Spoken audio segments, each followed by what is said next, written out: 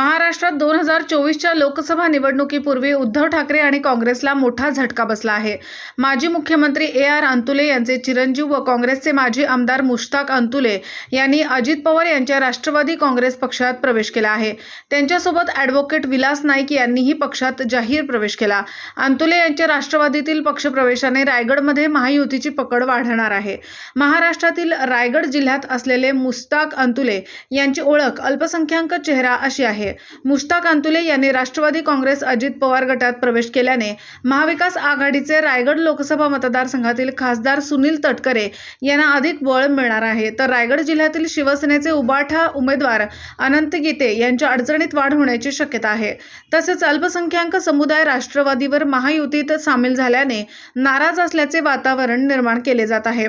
त्या समाजाला छेद देण्याचे काम अंतुले यांचा पक्ष प्रवेश करेल असे मत रायगड येथील लोकसभेचे उमेदवार सुनील तटकरे यांनी व्यक्त केले आहे।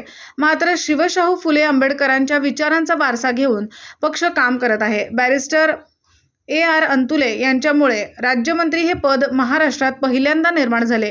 देशातील पहिली कर्जमाफी अंतुले यांनी 7 कोटी रुपयांची केली होती। शिवाय आमदारांना कायमची निवासस्थाने मिळाली। आमदारांचा प्रोटोकॉल आणि स्थान बळकट करण्याचे काम बॅरिस्टर अंतुले यांनी त्यावेळी केले। असे वलयांकित नेतृत्व अंतुले यांच्या रूपाने महाराष्ट्राने पाहिले आहे असेही तटकरे म्हणाले। पक्षप्रवेशावेळी महायुतीच्या रूपाने महाराष्ट्रात विकास करण्याची शक्ती उभी राहिली आहे। त्यामुळेच मी राष्ट्रवादी काँग्रेसमध्ये प्रवेश करण्याचा निर्णय घेतला आहे, अशा भावना मुश्ताक अंतुले यांनी व्यक्त केल्या आहेत।